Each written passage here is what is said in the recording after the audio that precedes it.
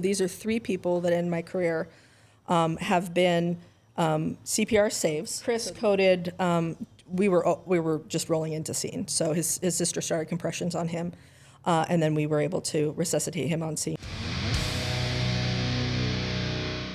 All those guys know, I mean, I'm telling you, it's like I can mention almost anybody in the fire service, and somebody knows somebody who did this or that. I mean, even like for yourself, you came on and everyone's just like, oh yeah, Charlotte, we know that she every single time that there's something to be had or some sort of volunteer, you're there. Yeah. I pop up a lot with, I like to keep myself as busy as Hey, it keeps us young, doesn't it? My grandpa always says it'll keep you out of the pool hall. So yeah. That's right.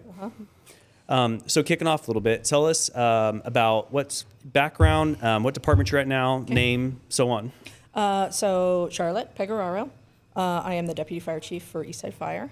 They're my one and only agency I've ever been with. I started as a volunteer with them and then became an officer and then finally the Deputy Chief. I'm in my 15th year with them. So like I said, I worked from a volunteer into a full-time officer. Yeah. So they're the only ones I've been with, but I didn't start doing fire med. So it's just something I kind of started as a volunteer when I was about 35. Yeah. And then just couldn't stop and loved it. Yep. Took all the opportunities I could for training and advancement and all that kind of stuff. So. Well, I got to say, I read up a little bit on you, of course, and it was 35 years old. Mm-hmm. You're married, 2 kids. Yep. You're doing web design. Correct. Yeah. And then you drop everything and you go into the fire service. Yep. So I have my degree it's a business degree in computer applications. So I did web design, graphic design, and I did that. I came out of school, did some college, didn't know what I wanted to do, left for a while, and then came back and got my degree in that. And then I worked with a couple local companies, and then I had my daughter.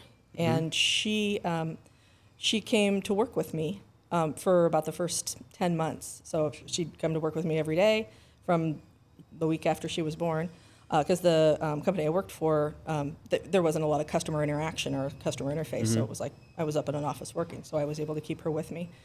And about the time she was 10 months old, I started thinking like, she's going to be mobile and loose here pretty soon, and I'm going to have to figure something out. Yeah. And about that time, they were primarily a sign and graphics company. Gotcha. And so they started to slow down a little with their web stuff.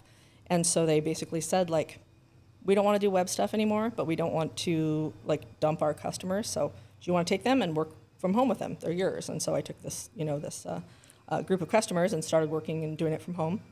And then, so I'd be a mom during the day, and then I'd stay up late at night and get my work done, and so it worked out really well. And then as that started to taper off a bit. About the same time, I started volunteering with the fire department, and became a firefighter first. And then the same year, I got my EMT. So I did spring and then winter, and then I started volunteering. So the kids were like, I want to say 8 and 5-ish. And so my husband, he's a computer guy. He works for a tech company. At the time he worked for Itron, which had offices off of Sullivan. Yep. And then he left them and he works for a company now called Treasury 4 in Spokane downtown. They do software for treasury departments in companies. And so it's kind of, I don't know anything about it. I understand very little of it. But my father-in-law's in the same industry, and I don't even ask questions anymore. I'm like, okay, that sounds good. Yeah. So 9 to 5 job with that, and so what I would do was I would volunteer. I volunteered with Eastside Fire and then with Harrison Ambulance at the same time, and so I would volunteer for the 6 p.m. to 6 a.m. shift with Harrison Ambulance, and so I would run calls with them in the middle of the night while the kids were asleep and my husband was at home, and then so during the day, I was. But they were right about school. They were starting school at the same time, so I could run some calls. And really good friend of mine, we met when our daughters, who are now 23, were 6 months old. And so she lived out near me and raised the girls together. And then she passed away when the girls were about 15 from breast cancer. But it was really a neat thing, because if I ended up going out on a call and couldn't pick the kids up, I could call her and she'd pick them up, or vice versa if she had something going on. So, so what took you taking a step back? So, but still, what was that thing that drove you to the fire? Because that's a different jump. It takes a special person to do that. So it was, and kind of two parts. My family is all wildland fire. Okay. So my family comes from a little town in Southern Oregon called Lakeview, and everyone who works there or who lives there typically would work for the mill or for the Forest Service. So I have my aunt is a botanist and my uncle's a firefighter, and my grandpa worked for the mills, and so that was kind of the source there. But then my sister did wildland fire. She was smoke jumper, and then worked for the BIA in their down in Boise. She did their medical standards program for the wildland firefighters, so like the wilderness first responder program. Yeah. And now she flies fire attack. So she's the one she's coordinating things from the air, and then does that for water drops and fire attack from the air. That would be a fun job. Yeah. Well, you have to be in an airplane all day, and I'm not really a fan. Yeah, I wouldn't be. A little airplane. I say that'd be fun until you're right. That same thing, like you get a little bit of turbulence in the air, and it's one thing, and then I can imagine you doing something like that at hundreds of feet from the ground. Exactly. Yeah. Well, I don't know what's better than that, or jumping out of an airplane into a wildfire, but wouldn't do that either. My little brother, he was a hot shot for quite some time. Okay. And so he did that, and then I've got like my brother-in-law's a firefighter down in Healdsburg, California, a structure firefighter, and then my cousin did some of that same stuff down in Southern Oregon. Wow. So like lots of that kind of stuff in my family as far as that goes, but it wasn't anything structure firefighter related. For me, it was kind of funny. There was a lady who worked for the fire department for Eastside. Her name's Kathy, and she was friends with my husband's grandmother. So we bought my husband's grandma's place back in the mid '90s, and we got married there, and we bought the house, and then we're still in the same place. And so she worked for the fire department, and so she knew I had kids, and so she would ask me to bring the kids down and let them be patients for her EMS trainings. And then kids probably love that. And then it was like, well, you want to do a CPR class? And, well, yeah, sure, I'll do a CPR class. Well, we have a fire class coming up. You want to see if you want to be a volunteer firefighter? And I'm looking around at the volunteers that are there, and they're all. I think at the time I started with Eastside, the average age of the volunteers was 62. It's not a lot younger now, but it was kind of like, I'm 35, and heck yeah. And so, I've always wanted to drive a big red fire truck, and so that's kind of where it started. And then I did EMS the same year, became an EMT, and then it was only about 2 years later when I took the EMS deputy position there. So that's a fast turn. It was a little just, how about come down for a little while, check it out, get the feelers out there, and reel you in. But it worked. It worked really well, and the people I work with are fantastic, and that makes a difference. It really is. And it's not like it's so much different. I watch some of these. Talking to these career firefighters and, about the fire departments and about training and about the things that they have access to and opportunities to do. And a volunteer fire department is so much different. Really? And I'll tell them about things that are going on with us, and it's just, it's so foreign to them, so alien that, right now, if I were home and the pager went off, I don't know if I'm going to get one other person coming, if I'm going to get 25 people showing up, or, what's going to happen. So. What's that response time like too? I mean, if you're volunteer, right? Mm-hmm.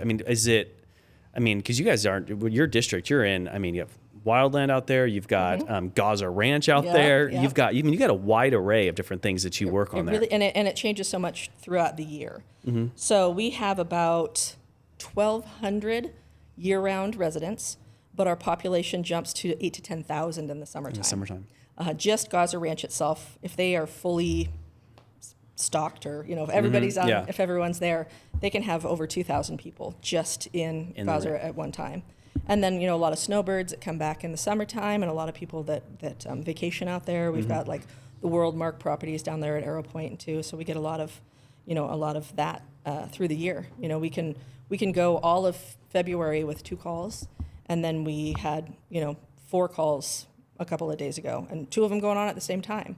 Really? So it's it goes from like 0 to busy. And how many do you have on staff right now out there? How many paid staff do we have? Myself and the chief. Really? We have an admin chief, and she does she administrative stuff by day, but she's also an EMT. And so, like, if the chief and I are out, we try not to have both of us out of district at the same time. Gotcha. But if there's a meeting, if we go to a chief's meeting or something in town, then she'll cover. Or like this last Sunday, he was away on vacation, and I had the opportunity to go fishing with the first responders clinicians group.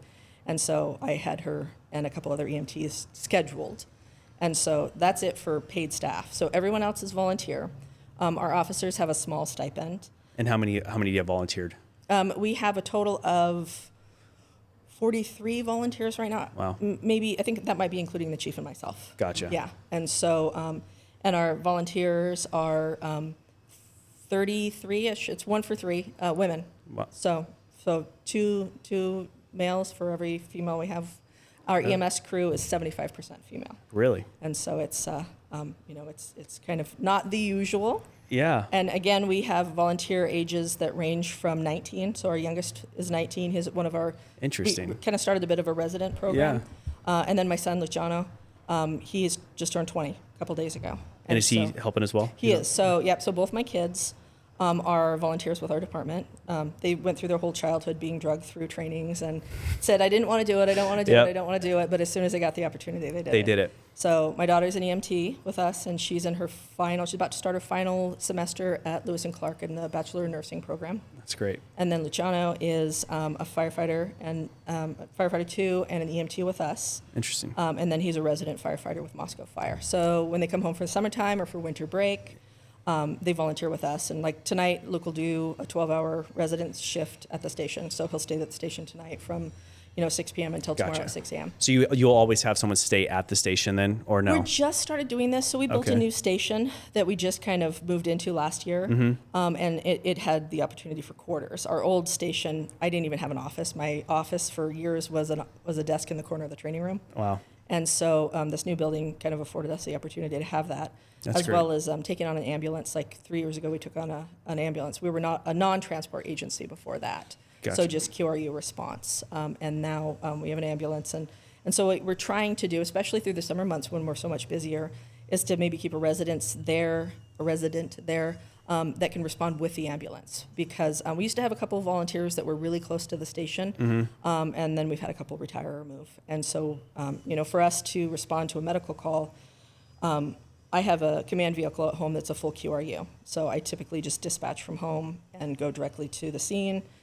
Somebody goes and picks up an ambulance and brings it. So for the most part, if they don't have somebody that's we know is going to be around, we try to schedule a resident that'll be at the station. Are you on every call basically then, or is it in the summertime you get too busy for that? I think looking at my numbers, I typically personally am on about 80% of our calls. Really? Yep. And so I'm a chief, but I'm like, my husband calls it a working manager. So he's a manager, but he does the same thing as everyone else.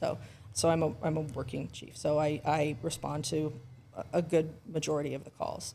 Wow. If I'm in district, I'm going to respond. So if I have a night off, like today I'm off, I have, how we work the schedule with the chief and myself is that I have Tuesdays afternoons off. So we leave the station at noon.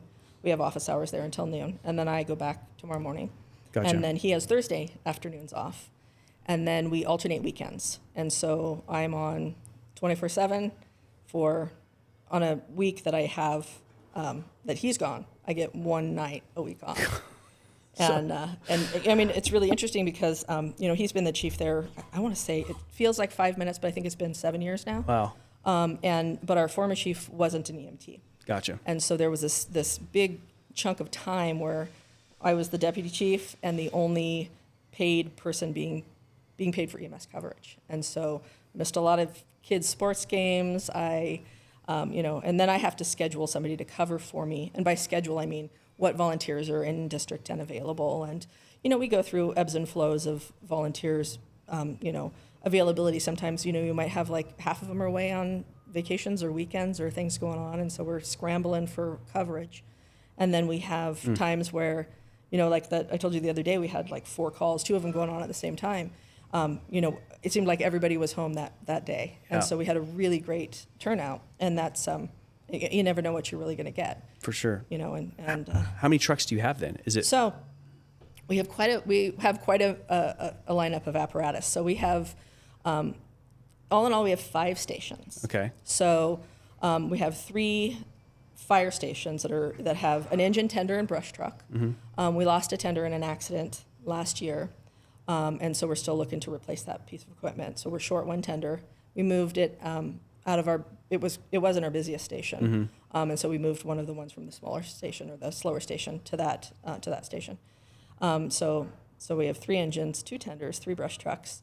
Our station in the middle of the district has an extrication truck. And you got a boat, right? And we have a boat. I saw the boat. Yep, Station 4 is our boat. And Okay. It's beautiful. I attached some pictures with Yeah. my stuff, but it's gorgeous. It was manufactured for us by Lake Assault, I Yeah. think, back east. And Okay. it was quite the build. And then we have a boathouse in Martin Bay at Camp Edsidsen. So they allowed us to put our boat and our whole setup in their bay, and we respond from that. And we're super lucky because it's a beautifully protected bay, so it doesn't have a lot of damage from the winds and a lot of water action there. It's also deep enough that it doesn't freeze typically in the winter. Interesting. And so for a long time, before Coeur d'Alene got their boathouse at 3rd Street, we were the only boat that was on the lake year-round. Interesting. So, yeah. So Michael pulls theirs, Worley pulls theirs. Yeah. Can you pull that mic just a little bit closer too sorry. for you? No, you're fine. I was going to say I was talking to Spokane Valley. The reason I laughed about that boat is because I was told Jessica Paul every year, I was like, hey man, I keep trying to get him every year. Hey, I got to borrow some. I have a pump on my pontoon boat, and on our parade every year, and I just shoot water. And so I've gotten this obsession now with these pump boats and shooting these water. It's incredible, these things. I saw the pictures of that thing. Yeah. Shooting water 100 yards on that. Oh yeah. That's awesome. And it's fantastic, because we are so rural, we don't have fire, or we don't have access to a lot of water. We don't have fire hydrants everywhere. Yeah. So we have some in Gosser, and we have some in the Carlin Bay Association area, and then a couple up on Gotham Bay. But other than that, we don't have fire hydrants. And so our water comes from where we can get it. And Interesting. That's why our tenders are so important. Each tender has a 2,000-gallon dump tank. Gotcha. So we do a lot of dump tank usage for fire suppression. So tender will come in, it'll drop its tank, it'll dump the water into the tank, and then it'll head for water wherever that is. And so, we try to kind of find we've pre-mapped the whole district, so we know where the closest water is available and what we need to get it. So whether it's pulling it from a creek with a pump, or drafting out of the lake, or now with the boat, that boat can fill a tender in less than 6 minutes.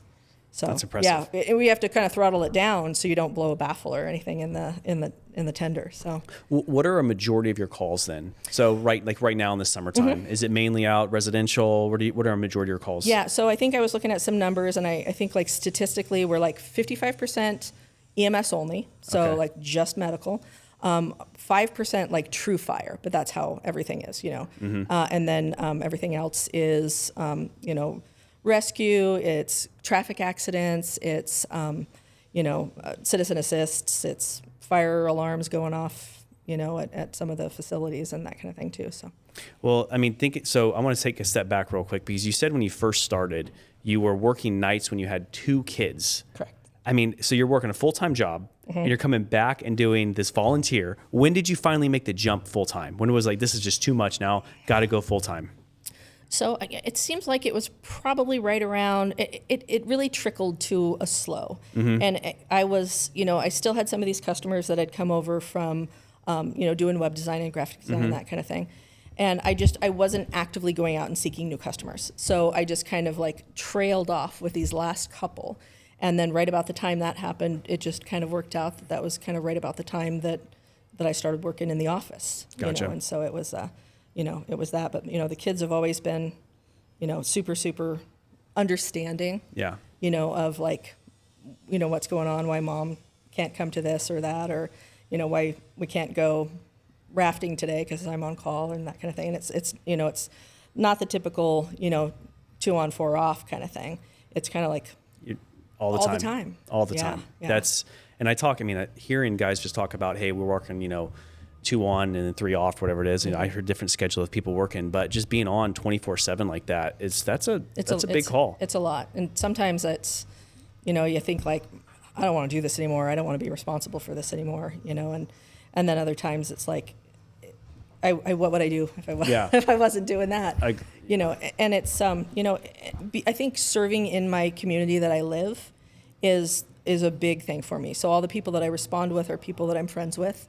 A lot of my patients are people that I know, or people that I work with, or people, you know. So I it's didn't think about that. yeah. So it's kind of like you know, it's you know, I don't want to let those people down. I don't want to, you know, I don't want to miss that. So. Well, I mean, I think having, you know, a volunteer fire department like that's a lot of interesting, you know, it's interesting a lot of times because you have that small knit community where, like you said, people just know everybody in that community. Yeah, and a lot of those people are even employees, like you said, in Absolutely. that community too. And I can imagine too that it's interesting. I don't know why I'm bringing this back, but this one stuck out. It's like, you know, have a place like Gaza where you have like this, first of all, like this tiny knit group, 1,200 people or so that are here all the time. Yeah. And then you got all these people who come in the summertime. And it's just, I can imagine the calls that you start getting during that time too. It it's is, just yeah. obnoxious calls or this is. and that. It's just completely out of that realm of a local community feel. Absolutely, yep. So, you know, wintertime, it's a lot of like either traffic accidents. You know, we're on Highway 97, which is a pretty gnarly drive. You know, it's hillside on one side, drop off into the water on the other side.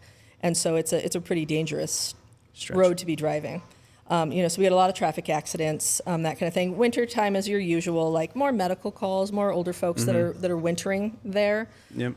You know, we get some of those. You know, and then the summertime it gets weird. You know, we get crazy nonsense up at Gaza, and you know, for the, you know, we have this kind of like, a lot of people in the area are kind of like old school, like we don't want all that in our space, and we don't want growth, and we don't want new things coming in. You know, but growth is what pays for what they have, you know, and you know, and you know, it's never going to pay for a full-time paid department because that's just not how, unfortunately, not how it works. And you know, and there are, you know, what is it? Something like 80% of fire departments or firefighters in the U.S. are volunteer, and I think the numbers for EMS are awfully close to that.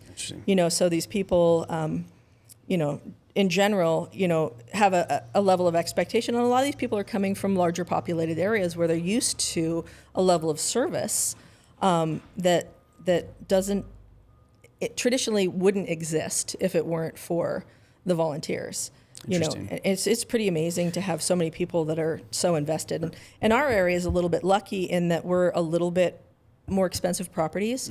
So the people we tend to have move out there are retirees on the younger side, on the wealthier side, that are retired because they can afford to, but they still have a lot of time and energy and effort and want to do something. They don't want to do nothing. Yeah, they can join the fire service. Absolutely. Yeah. So like I said, we've got 19 to 83 years old for our volunteers. What does training look like for you guys? Because I mean, you have volunteers.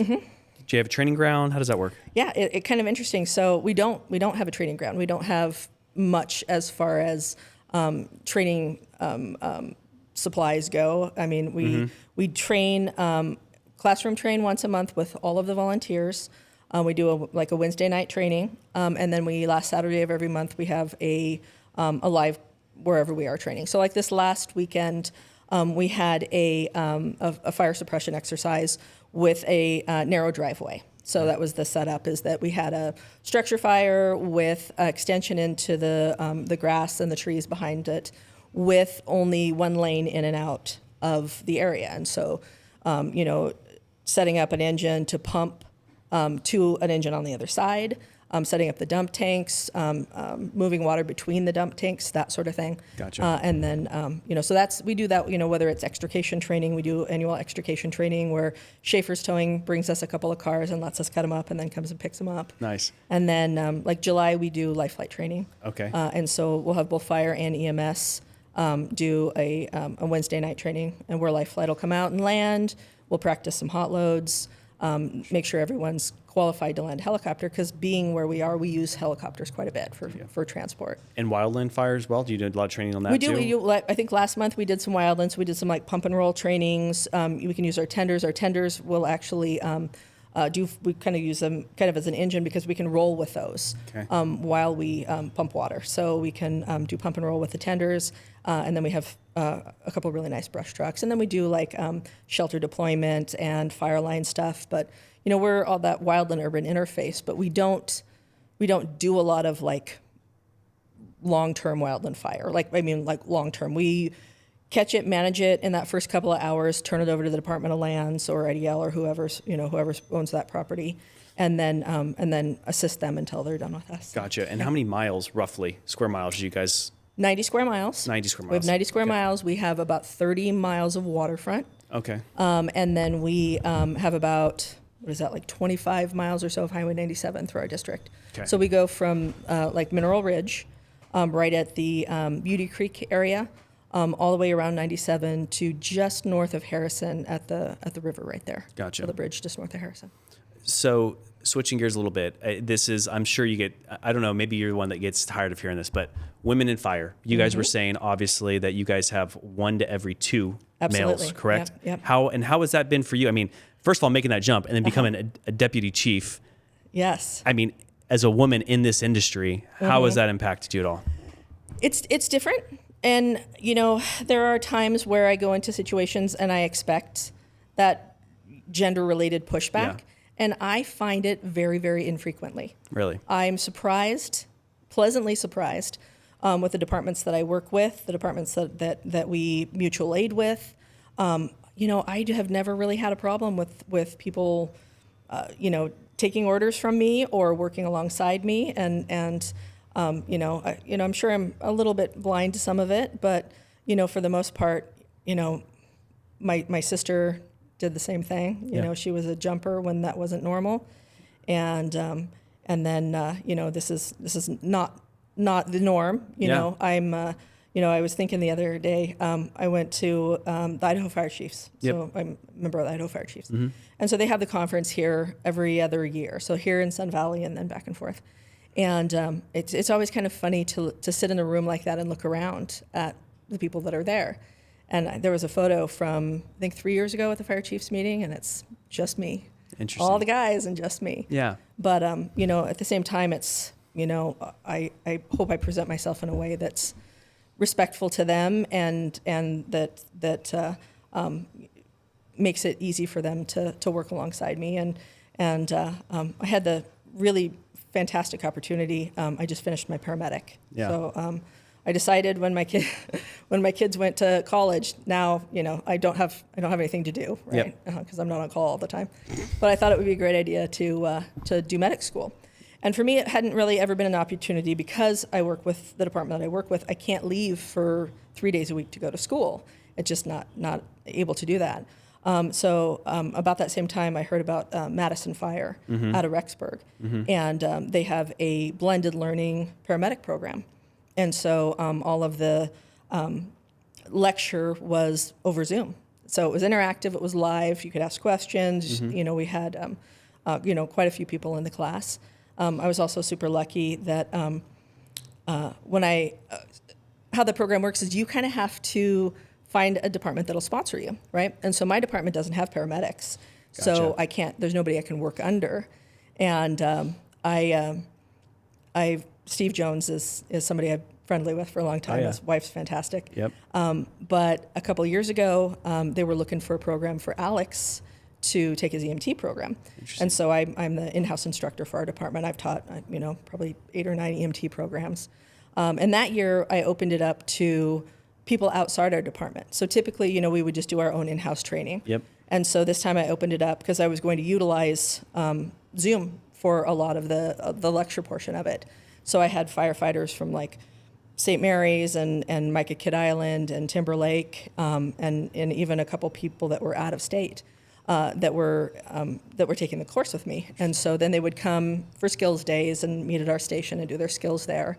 And but Steve asked me if I could have Alex in the class, and absolutely no problem. And my son was taking it at the same time. He was a volunteer with us. And so when it came time for me to figure out who I was going to ask to help me out with my paramedic, I called Steve and little quid pro quo. Yeah. I didn't say it, And but he come in and I help? asked him if he was willing to allow me to do my my time with Coeur d'Alene Fire, and he Nice. said absolutely. And so I was able to, during the class itself, do ambulance time with Green Shift. My medic was Darren Tolan, and super, super fantastic guy. That's great. Super funny though, because he's only like 3 years older than my daughter. And so the dynamic was kind of funny and kind of funny. That is. But super great. So I was able to do right along time with them while I went to school. Oh, great. And then I did my hospital time at Kootenai Health. And again, they are amazing at opening their facility to teaching. And so I had a precepting nurse that I'd work along with his shifts. And then I even got like a couple days to work in the OR to do live intubations on patients that were there for procedures.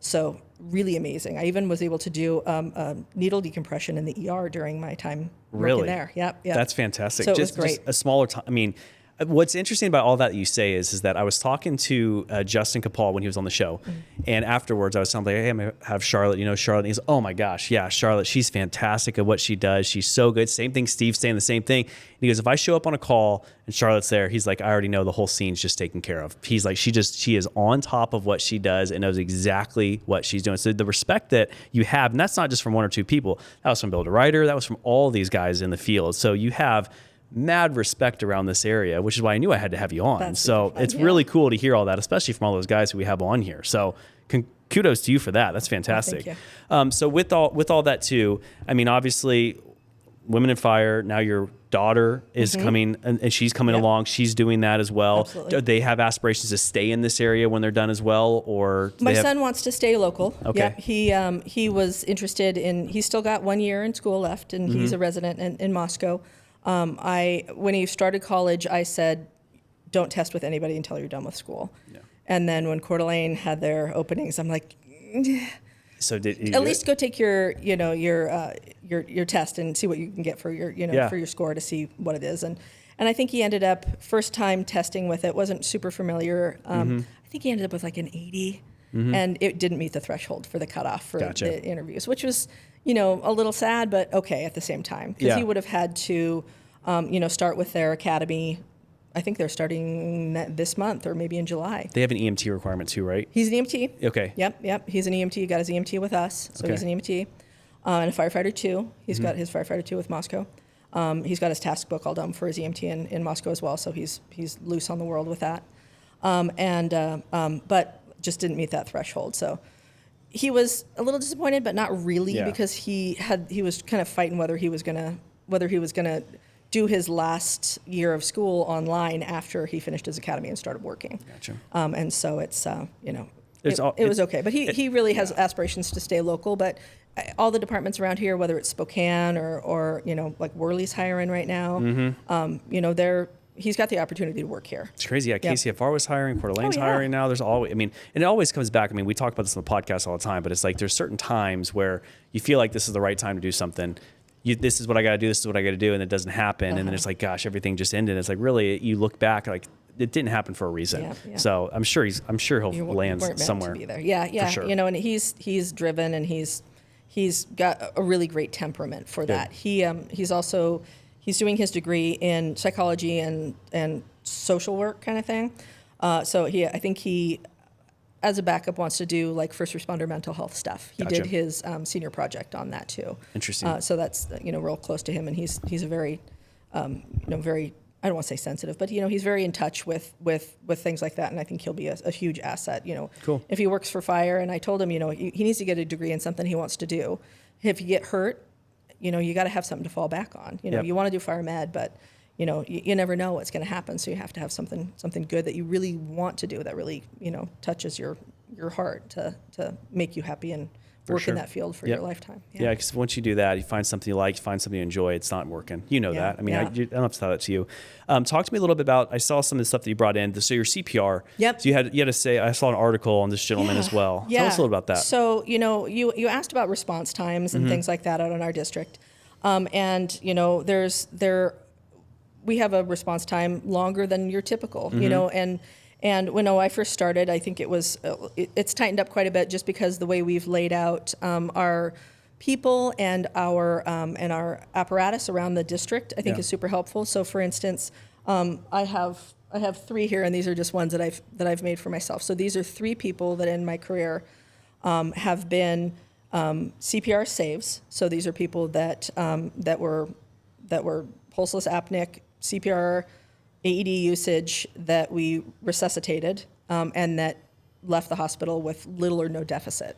So these are people I met, later that, one of them, the little brown heart-shaped one there, came with some cookies that he and the patient and his wife brought in a few days after the incident with his fresh pacemaker. The gentleman here giving the thumbs up is Chris, and that was the most recent one. I think that was last March. It was a respiratory distress that turned into a CPR call. Again, defibrillated on scene and resuscitated. And was it his daughter that was giving him CPR? Or I believe it was his sister. Sister. Yep. Okay. And so again, there's another one here. There's a boat picture, I think, of KCFR responding to. That was at a boat in Beauty Bay. Interesting. All three of these people had CPR, bystander CPR, on scene nearly immediately. Wow. Chris coded. We were just rolling into scene, so his sister started compressions on him, and then we were able to resuscitate him on scene and transport him. And then the other ones as well were all defibrillated and resuscitated on scene. The heart-shaped one, the patient's wife had been a nurse.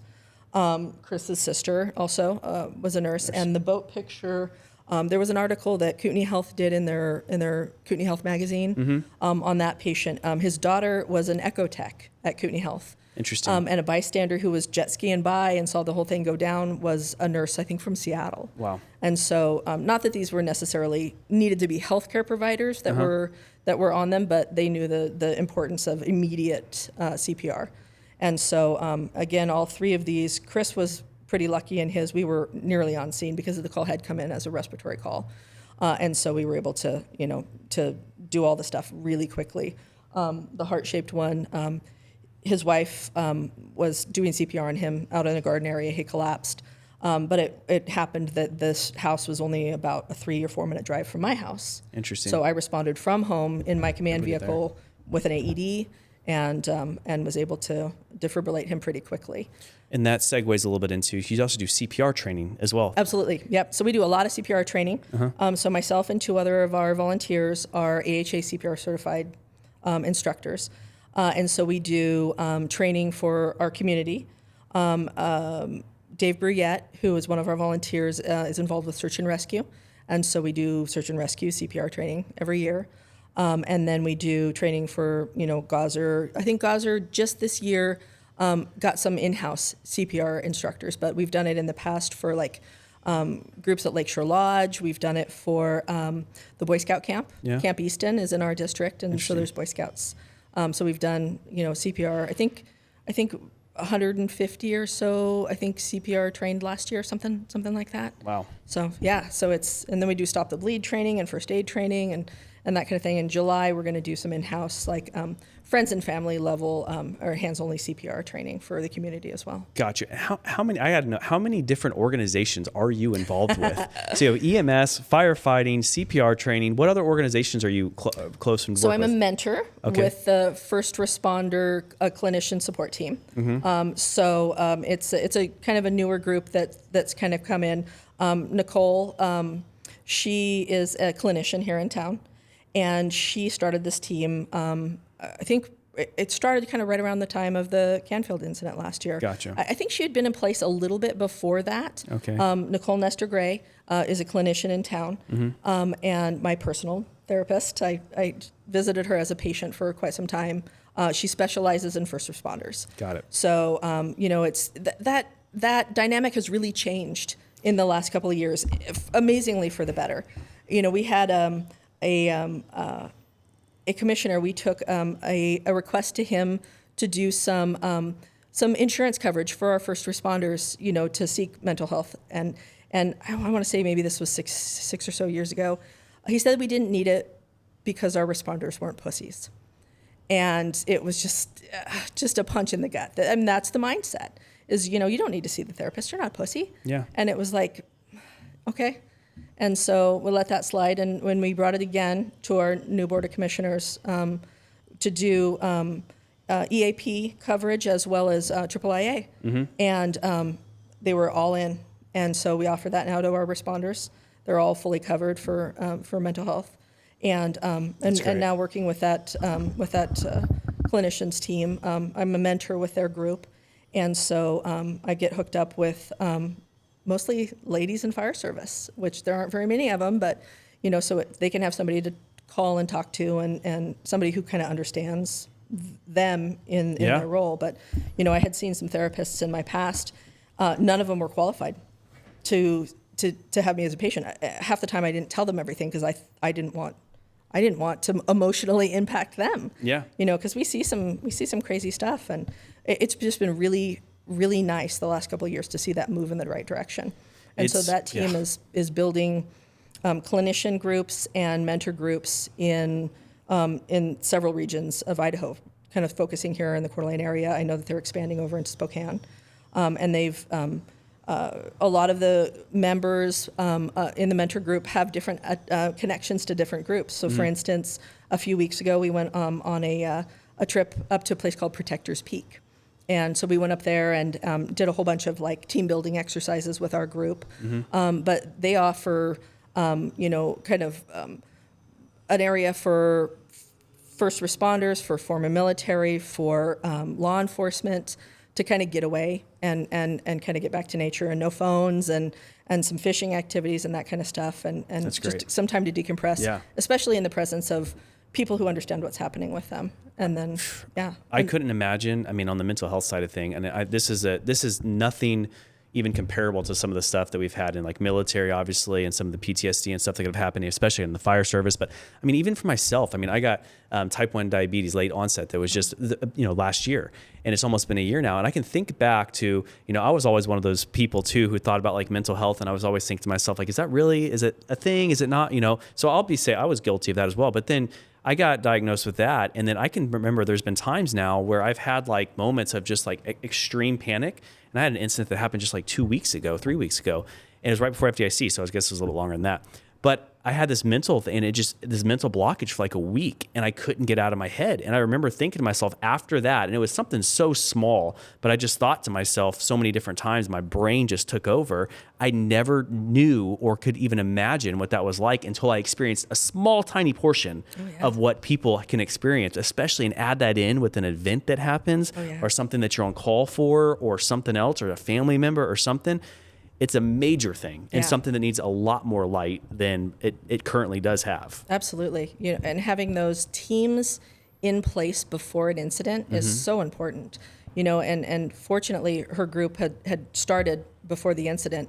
So she was able to do station visits. She continues to do station visits, touch bases with all of the responders at all the station, kind of make known that she's available and that the mentors are available, and somebody, who kind of understands. Is available, and that those critical incident stress management debriefings after an incident, we can, if there's something that's bothering us after a stressful call or an emotional call, we can get right into there, and they can have somebody out to us same day if we want, with a lot of these amazing resources that are all already in place, that are kind of waiting to come in and covered now. Absolutely. That's great. Yep. That's fantastic. And and exactly, and that extends to the spouses of our responders as well. So if there's something that I didn't even think about that. Obviously, you have the mental health that the person is dealing with it, but then the spouse as well. Exactly. So the group also has like spouse mentors now. That understand what it's like to be a spouse of a first responder, and that kind of thing too. And because you're dealing with at home stuff. You get home from maybe an incident or something that happened, and the person hadn't experienced that. You're going through that and say, hey, well, we need this and this done at this time. And I didn't even think about that. And it's a bit different too in the volunteer service because, when you're living at a fire station for your 48, you're with these people that you live with and work with every day, and there's that amazing camaraderie and that emotional openness with those people that is great, is fantastic. I had the opportunity to work with Green Shift and to run 48s with them through the end of my paramedic program. And I was so sad when I was finished because I had so much fun working with these guys and, making meals with them and watching TV with them and hanging out. And there's something that adds that extra emotional support layer. Yeah. But when you're in a volunteer department and you go run that call, you go home. And you go home to somebody who doesn't understand what you just experienced. And a lot of times you don't want to lay that on them. Yeah. And so it's important for us in that volunteer agency to really keep track of all these people and to touch bases with them and make sure that, like, you know, that was a hard call. Are you guys doing okay? You want to go, you know, meet down at the station and visit, or, you know, can I come by, or that kind of thing too. So from a chief's level, from a management level of people, that you have to manage more than just who they are, where they are. You have to kind of help manage that emotional aspect of it and the psychological aspect of it a little as well. That's got to be, I mean, you just hit the nail on the head, it sounds like, because I talk about this all the time on the podcast, and it seems like it comes up every single episode, and I always get chills every time I talk about it.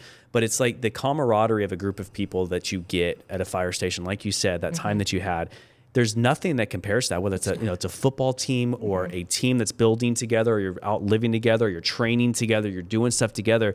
So that just makes me think about the situation, at a volunteer department where you don't have that as much, right? Yeah. But then you get in that situation where you had that. It's like that camaraderie when you guys get on a call then, when you're not always together. How is that? Is it different at all from a station that is always? We miss that opportunity to come back and decompress after. So we try to do that. We try to come back to the station, let's say we ran a medical call, come back to the station, repack bags, hang out for a little bit, restock supplies, and chat a little bit at that time. And then, just really try to manage and check in on each other, as the day goes and as the couple of days goes. And so it's, we have some people that are kind of really focused on making sure, so we have Dave Briette, who is a volunteer with us. He's out with an injury right now, but he's also a chaplain with us. Gotcha. And then we have another chaplain that works with us as well, Bill Woodhead. He was an officer at one of the stations, but he's recently retired out of that, but he stayed on as a chaplain. And so then we have that available not only to our responders, but to the family members of the calls that we go on. So if we have a death call, if we have, we go on a call where somebody passes away, we really try to make sure that we have one of those people there to communicate with the family members. And there are just so many aspects of that you kind of don't think of, but once you get into that, kind of like managing leadership role, it's a little bit different, and I have to say, as a mom and as somebody whose job it's been for the last 23 years, to know where everybody is all the time, to know who needs what, who needs to do where, what's happening, it gives me kind of like a special superpower in that, because because that's something I'm good at, you know, and it's really kind of funny because I have a couple, Briette in particular calls me mom, and he's older than I am, but it's that like, that I kind of fulfill that role that is sometimes there. Our chief Jerry is fantastic. He's kind of a guy, and so I get people approach me with questions that they aren't necessarily comfortable going with him with, and vice versa. I'm sure he fields a lot of stuff that, you're going to go to dad or you're going to go to mom. Yep. Did you lose your pager? Who are you going to tell? You're going to tell mom. Yep. Because mom's going to help you find it. And if not, she's going to let dad know that it's okay that you lost it. That's great. That kind of thing. Well, I think I know the answer to this question already just from hearing you talk, but I'll ask it anyway. So obviously, since you were a volunteer firefighter to where you are now, and I've asked this pretty much to all our guests, which is, what was the position you've enjoyed most? Is it the one you're in now? Is it one you had beforehand? What's that position that you looked at before that you really enjoyed? Yeah, I think where I am now, I really enjoy, and I enjoyed having added skills to this position over time. Myself and a couple of our volunteers got our advanced EMTs a couple years back, and added that skill set to our department. And again, when you're talking about, running calls out there, we can get there in a couple of minutes, but your IV, your intermediate or advanced skills are still coming from Coeur d'Alene. So, and there's places in our district where our drive time from station to the patient can be 30 minutes. So it could be 45, 55 minutes from town. And so adding some of those advanced skill sets is super important. And like I said, I'm got my paramedic license. I finished my program, tested out, and got my paramedic license. Harrison Ambulance, I've gone back and done some volunteering again with them. They're an ALS agency now. They have some medics in-house there, and so I'm able to function at that level, and I've helped them with some calls and some interfacility transports and things for them. But adding that to support the community is just, it's better and better. And right now I'm not able to function at the paramedic level yet. We're still trying to work out how that is going to take place because I don't have an older paramedic in my department to help oversee me during these first, couple months. And Interesting. So, trying to figure out ways to integrate that, but to offer our community things it's never had before. And there's something that's so fulfilling about that. I can think about that even like the business industry too. But to think about, people have a drive to say, hey, I want to work for this major metropolitan area. I was just talking about, Puget Sound, Seattle, just all these other areas. People want to go work at, or FDNY or CAL FIRE. It's like you're just another fish a lot of times when you get there. But when you're in the position that you're in and you're at a volunteer department, and you're actually you get something like your advanced EMT or something, and you make a difference in the community. And it's not just another, hey, I got this other badge, I got this other stick, here's what it is, here's this other certificate I got. But you're advancing the area that you live. That's got to be extremely rewarding for that. It's amazing, and Kathy Flint, the woman who kind of lured me into it, she's been retired for quite some time, and she started the EMS program for our department. We didn't have EMS before she started, and then it evolved slowly into, all right, we've got some EMTs and we've got a QRU, and okay, now we've got four QRUs and an ambulance, and we have EMTs with these equipment scattered through the district in really fast response positions. Yeah. And to see that grow over time, and then to see us add those skill sets to that.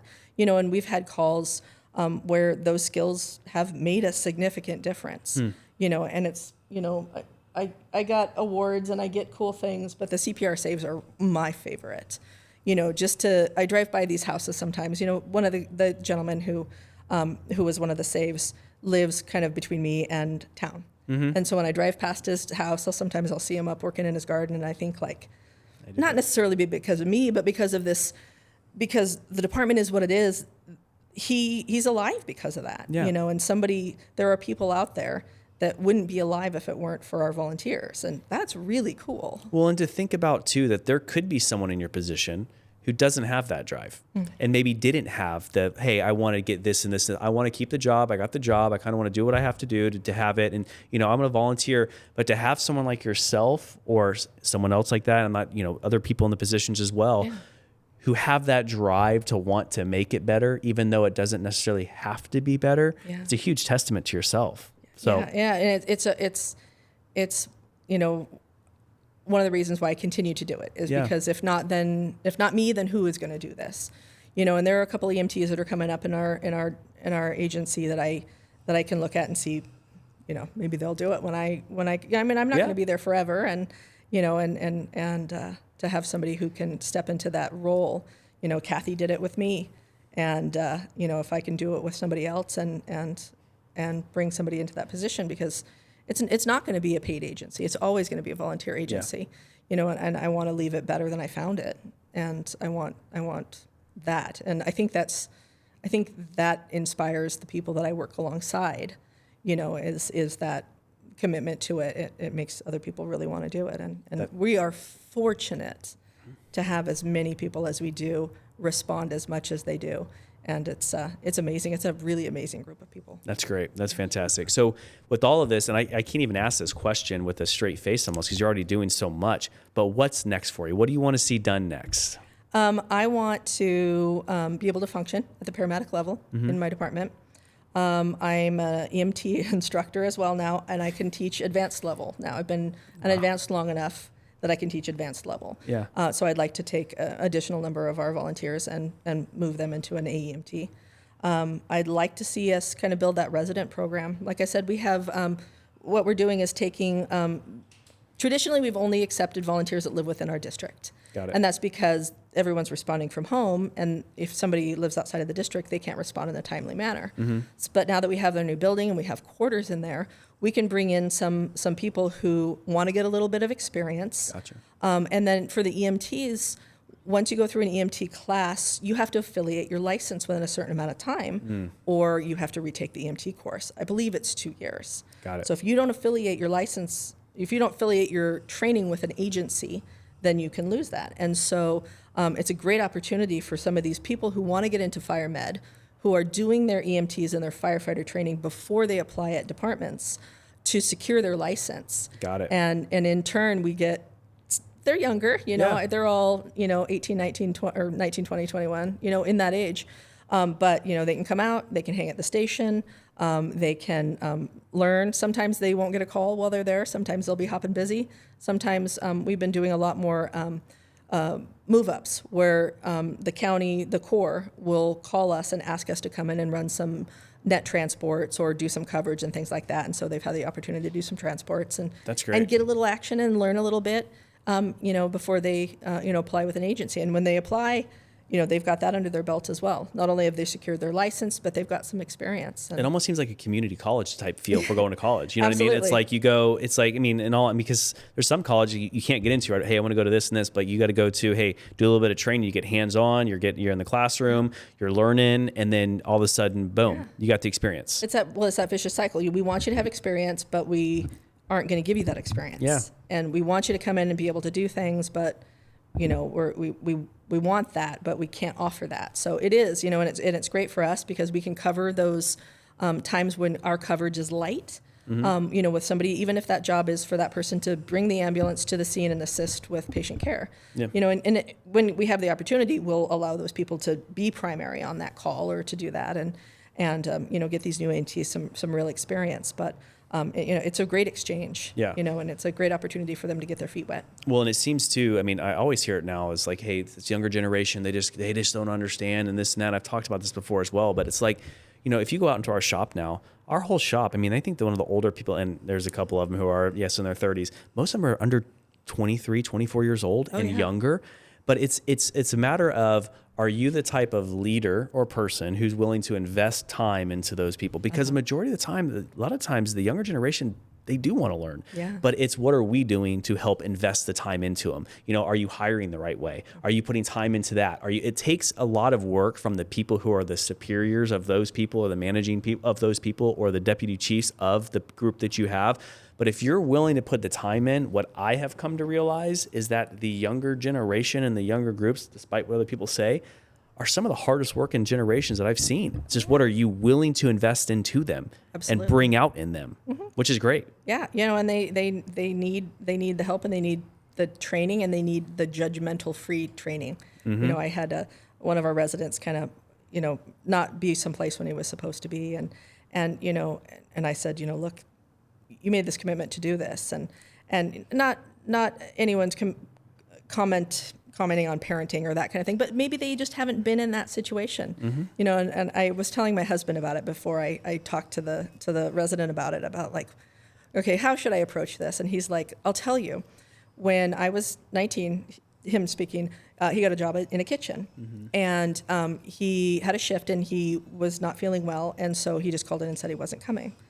And it was like the next day, his boss said, look, dude, you need to find somebody to cover for you if you're going to do that. Like, this is your responsibility. And he honestly didn't understand that was the expectation. Yeah. And just somebody having to say, without frustration or anger or chastising them, say, look, that's not how this works. This is how it needs to happen. And, no harm, no foul, lesson learned, and we'll roll on. Yeah. And so it was, really helpful for that. There doesn't need to be any aggro, I'm the boss, you're going to do what I say. Yeah. Especially in a volunteer agency, because I can't approach it from that angle, because they'll say, okay, bye. Yeah.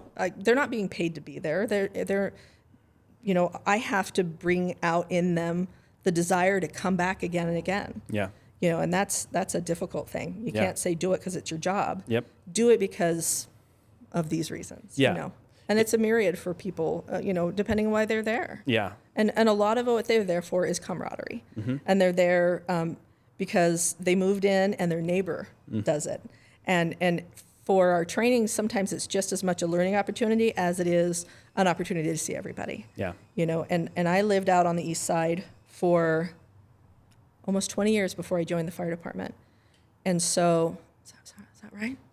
Yep. And I didn't know any of my neighbors. I didn't know the people. I knew the people that lived right around me. Yeah. But I didn't really know anyone. And so now I know everyone. And I run into a situation where like, oh my gosh, I needed this tool, or I need this piece of something, or does somebody have this? And there, I can text a couple of people, Yeah. you know, and there we go. I wanted to cut some branches off the driveway the other day, and I couldn't reach them. Yeah. So I asked a couple of people, you know, you guys have a lift or a cherry picker? Somebody had a scissor lift, somebody had a cherry picker, brought it to my house the next day. Yeah. You know, and it was just like having all of these people in your world that come, and again, these people are retirees, they come from different jobs.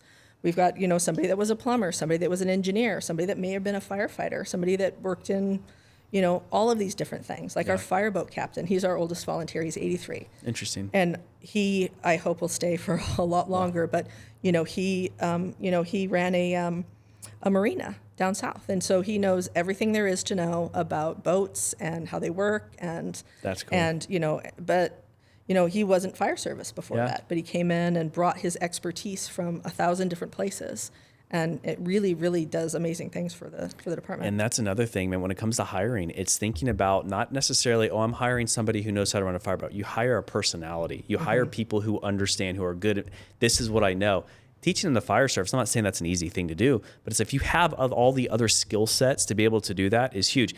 And going back to what you said too, isn't it interesting too, I just thought that came to head, it's like you live in this congested, you know, you're over on the west side and metropolitan area, and you're around all these people, and you get to an area where you have 1,200 people over a 90-mile area, and all of a sudden you're closer to those 1,200 people than you are to the 1,200 people who live within a quarter mile of you. Yeah. That's pretty cool. That's gotta be a good feeling. It's pretty neat, and you know, it may be because a little bit of need. Yeah. You know, you kind of need, you know, as much as you don't want to admit it, you need people, and you need.